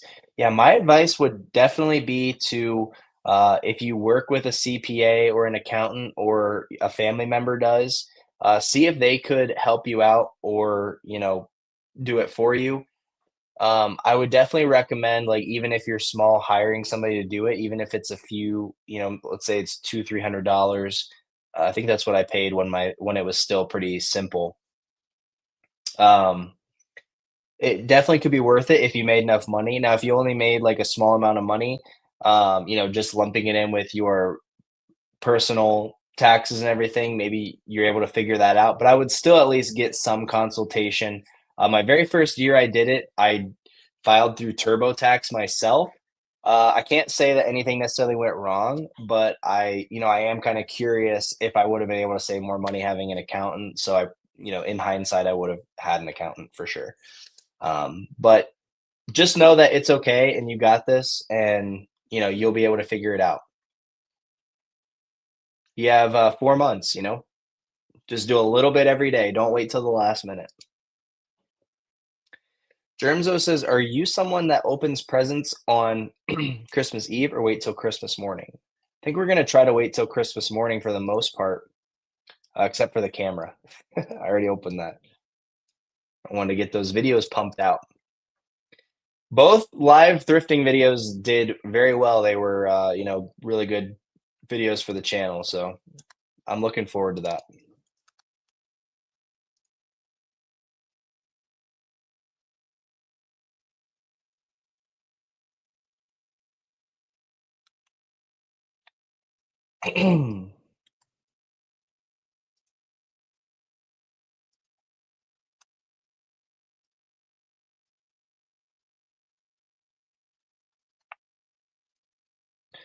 All right, what did I say? 40 bucks for this?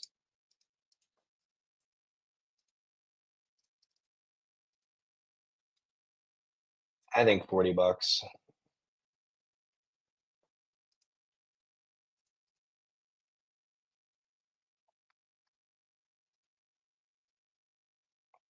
There is also a golf course embroidered on it, but not like a good one. I changed my mind. I'm gonna list for 45. I just feel like this performance stuff from the golf brands just always sells so fast for me. It always just sells so fast.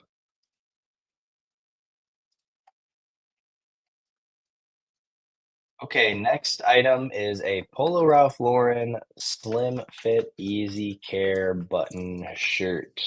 15.5. Split fit. Can't type. Easy car. What am I doing? There we go.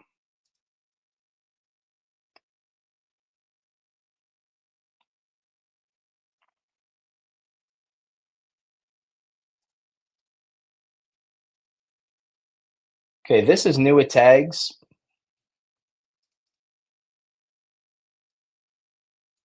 That's why I picked this one up.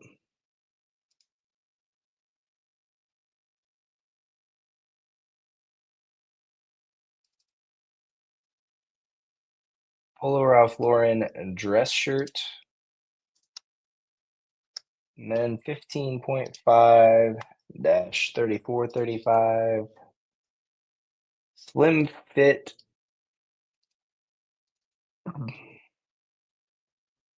spread easy care button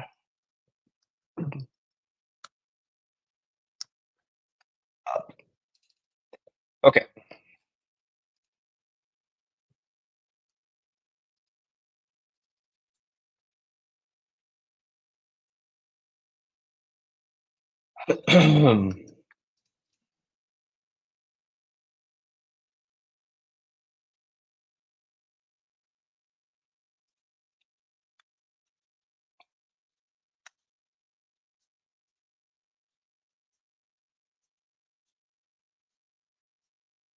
Okay, so when you find dress shirts, a lot of times they are pinned together in the packaging, and it leaves these little tiny holes. So I pointed to them here. I'm still gonna list as new with tags because all new dress shirts come like this.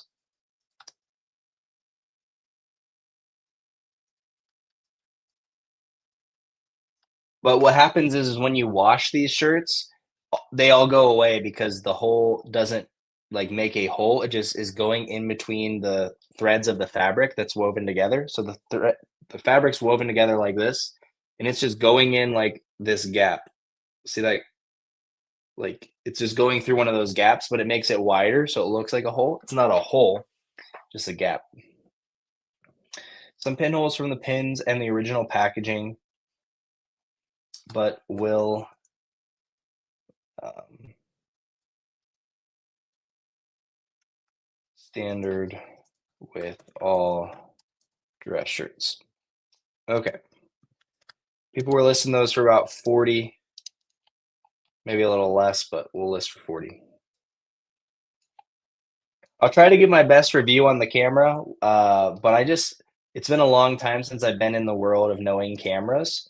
And so I don't know how detailed I can get, but it definitely has a lot of cool features. And the biggest thing is um, it's not huge like the GoPro, and I don't have to wear a strap. Like there's a little necklace you put on under your shirt, and it just sticks to your chest, basically.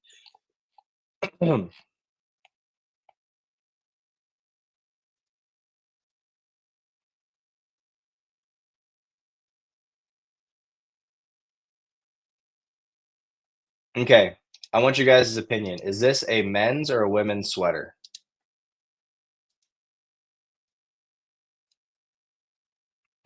Men's or women's sweater?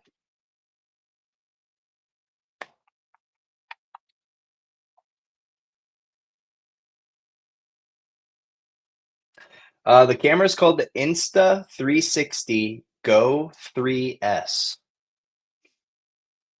I'll have to start linking it in my description, just in case in case people care.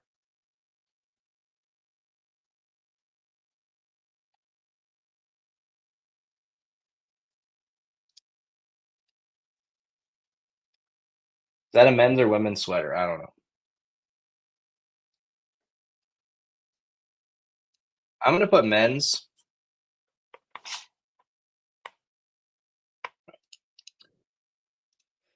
So Gabriella says one more question. I know some resellers file quarterly and others file in April. Does it matter when you file, or is it just preference? Well, I think that you can pay quarterly, and once you start paying quarterly, I think you're supposed to always pay quarterly. But again, I'm not a professional. I would definitely recommend, talking to a professional. Uh, Up until this year, I just paid one time. This year, I've been paying quarterly taxes. And I think it's mostly just so that the government can have your money longer, like not in a conspiracy kind of way. That's a whole other topic. We can go down another time. But like, if you're a business making a lot of money, they want that money before the complete, basically middle of next year. They'd rather get it in small increments along the way so they can use it as needed throughout the year. Looks more like a women's sweater. See, I was thinking it was kind of looking like a men's, but I don't know. Do you guys know this brand? It's Peru Etnico, Etnico. I was seeing more women's than men's, so maybe it is women's. We'll try women's and I'll put unisex.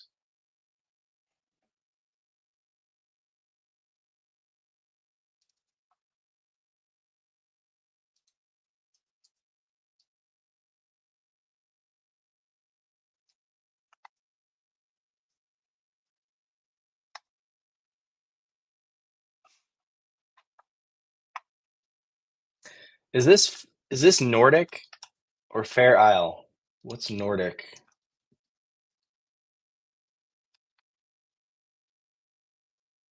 Okay, Nordic is like that. Fair Isle. They pulled out the exact same sweaters.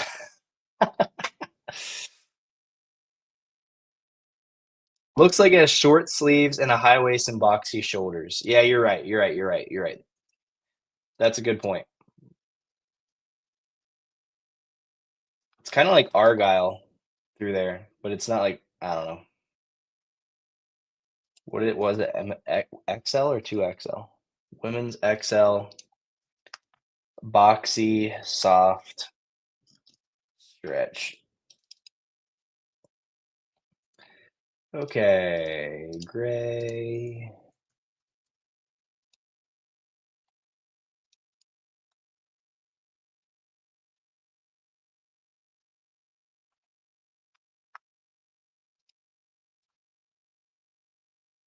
Is that a mock or a crew neck? It's kind of like a mock, but it's kind of like the size of a crew neck. I don't know.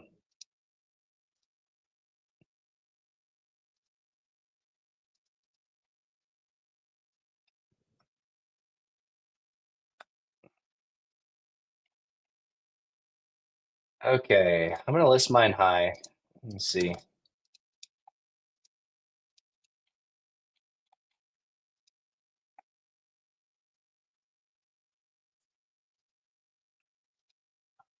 Well, we got a live offer. We got a live offer. Oh, 35 for a $45 jacket. What do you guys think? What do you think?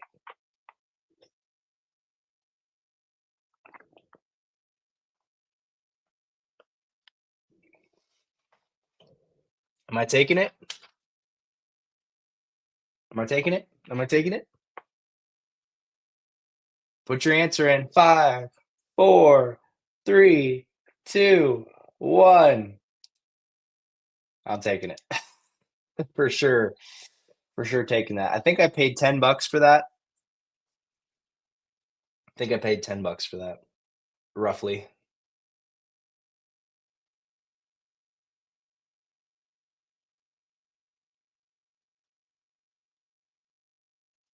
I'd probably take it 25% off depending on buy price. I would take it. Yes. Okay, I like the way you guys think. I feel like most people are really stingy with taking offers, but I really feel like that's one of the secrets to my success in having a fast store is I don't get emotional about the offers. I mean, I feel like 35 for a $45 item, that's a good offer, honestly. Okay, this is a cool one. This next one is a cool one. Patagonia 53320.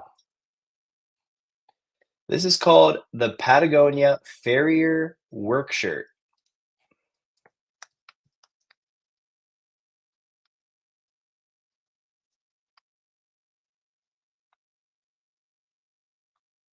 Okay, so the thrift store had this one priced at $30.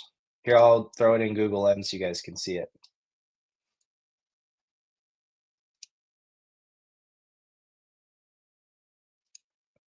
Thrift store had this priced at $30.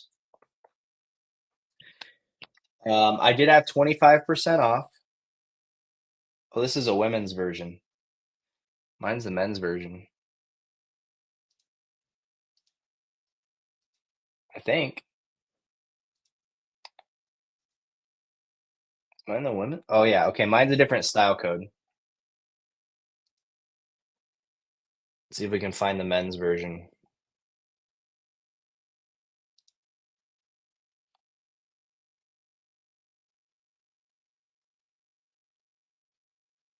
Is this it?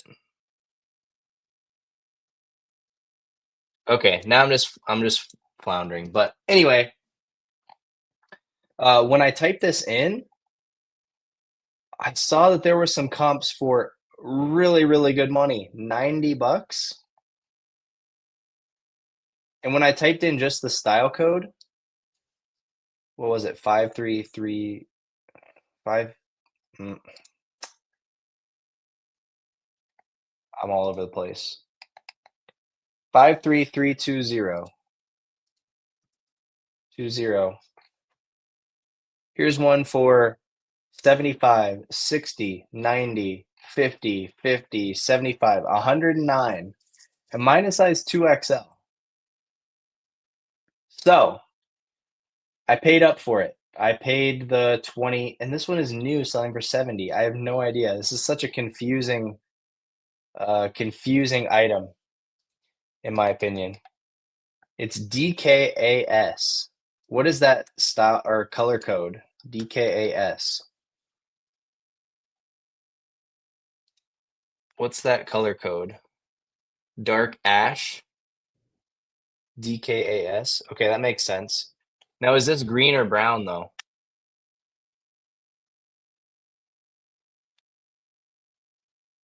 Is dark ash green or brown?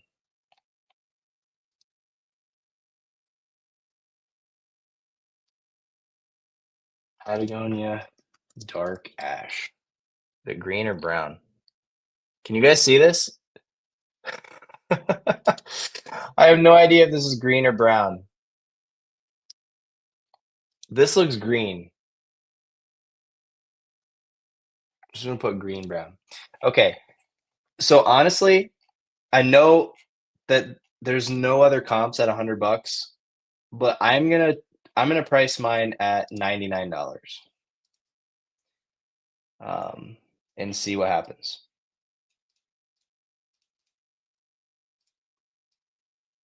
I'm gonna price mine at $99. Patagonia Farriers shirt. Is it work shirt?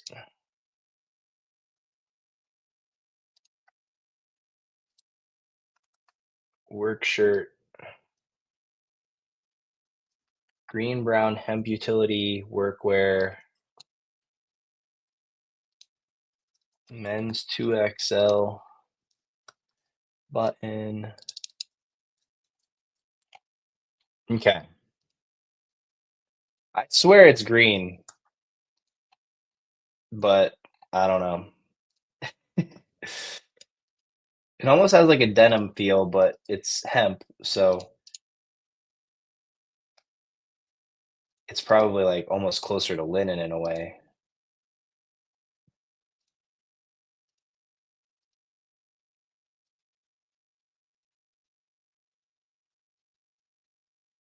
53320. Great. Okay, so mine's size 2XL, so that is one of the reasons why I'm listing high. Also, this thing is perfect, perfect, perfect condition. And I'm just gonna list it high and let it fly since I paid up and see what we can do. See what kind of damage we can do.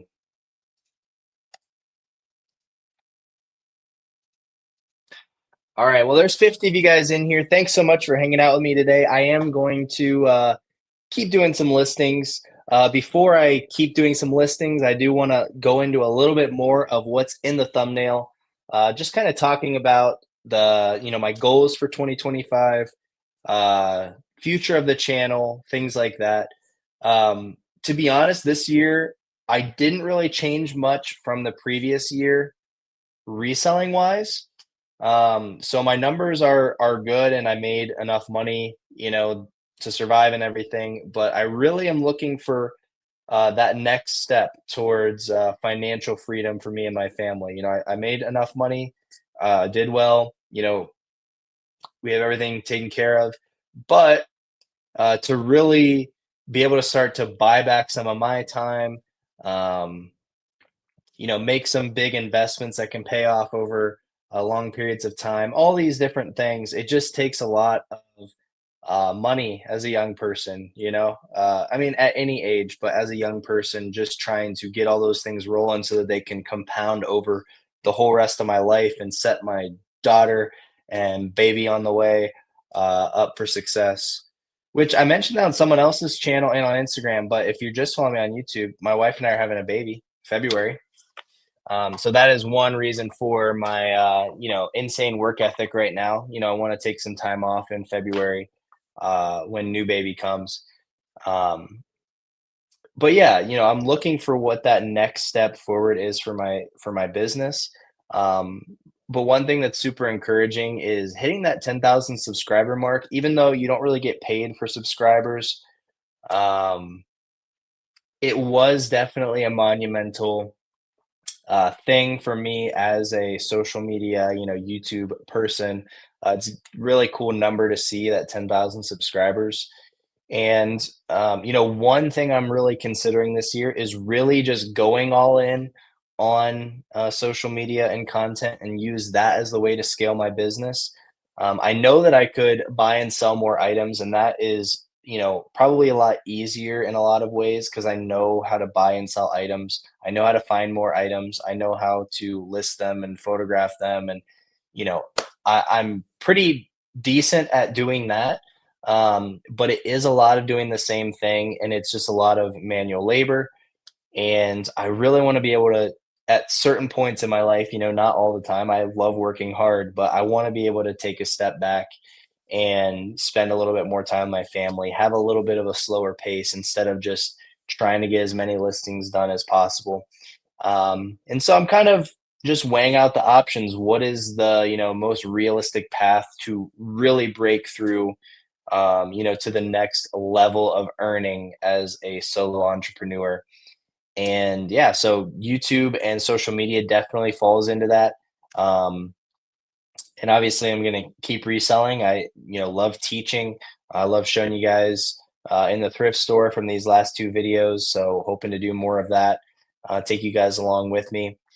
And also just, meeting everybody and the connections I made, through my community here online, and even people in person that, recognize me from online and, have met them from that. It's been just a really cool and really positive experience. Um, but yeah, so I'm very curious to know what you guys, want to see from the channel. What, kind of content really gets you excited, would really get you excited to click on a video. I'm kind of hoping to develop a few different series with apostrophe at the end. I don't know, that we can have going on with the channel throughout the next year. Some things that I can do on a little more repeated basis so that it can get a little bit easier to get that content out, but it's something that you guys want to see that's really helpful and or really entertaining. One series that I've been doing, I haven't really called it a series, but every month I've been just going over my best sales of the month, and that's a video that I've really figured out how to produce and how to produce it well and give you guys, my best sales of the month. I'd love to come up with a few more of those things that you guys can enjoy watching throughout the entire year in 2025. So I don't have any specific plans, but I definitely am encouraged by the point of view content with having the camera on my chest out there in the field. So there's going to be more of those videos coming. Um, and yeah, like I said, in terms of scaling my own personal business, one of the options is definitely pushing way harder on the content. And if that happens, I hope you guys are along for the ride because we're going to really push and we're really going to go for it. And like I said, the other option would just be selling more items and figuring out how to do that without just working way harder. I already work pretty much as hard as I can. um, and so, how can I take that next step financially? And that's what we're here to do, online, is learn how to make more money. And I'm still trying to figure that out for myself. If you're just starting reselling, I know there's some people in here that literally just started. A lot of people look at where I'm at and they see, oh, I want to get to where he's at. And, honestly, where I'm at is a really cool place when it comes to reselling. Um, like I'm really proud of the reselling business that I have here. Um, but as far as just for me personally, like, is making X amount of money enough for my financial goals for the future? And so far I've not reached all my financial goals for the rest of my life. So I'm still pressing on towards that goal of financial freedom for me and my family. Um, you know, Obviously I love my family so much, so I want them to have everything that they could ever want. And my wife is a stay-at-home mom, and I'm out here making the money for my family, making videos and selling stuff online. So we got to figure out how to do that better to keep everybody well fed, well housed, I guess, and keep everybody happy. So I just appreciate you guys for being here and for sticking around, for a whole year. I mean, my first long form video, I think, was December 2nd or 3rd or maybe 8th. I don't know. Sometime in the beginning of December in 2023. Now we're end of December 2024, and I'm still here. I was able to be consistent all year long, which is just a huge blessing. So Thank you guys so much. If you're still here and you haven't liked the video, you better like the video. You better subscribe. But also, if you, I know this is like a little sales pitchy, but just in the sake of furthering my social media business, if you do want to sign up for Auto Posture, it would really bless me if you use my code. If you do want to try out the Discord online leads group bread and butter, please use my code because that does help me out, and that's just one way that allows me to make more videos like this, so that we can keep you guys educated. So yeah, I appreciate you guys. Germzo says, "Congrats, boy or girl." Well, I know the answer to that, but it's a surprise, so I'm not allowed to say. The thrift spot, congrats. Thank you so much. Bill says, "Like the video before you leave." Of course. Brant buys, "I know you're going to crush it, whatever you choose to." Hey, thanks, man. I appreciate that. If you guys don't follow Brant buys on YouTube, gotta go check him out. Gotta go check him out. He's in the reselling Discord group Bread and Butter as well. He's cooking up some good deals in there. All right, guys. Well, I am going to get to listing. It took me 2 hours to do 20 listings. So I need to do the rest of my listings super fast in like the next hour. So I'm going to be back to the grind. So we'll talk to you guys soon. And yeah, Merry Christmas, Happy New Year. And we'll see you guys in the new year. Probably won't be around much until then, just trying to spend some time with family. So take care.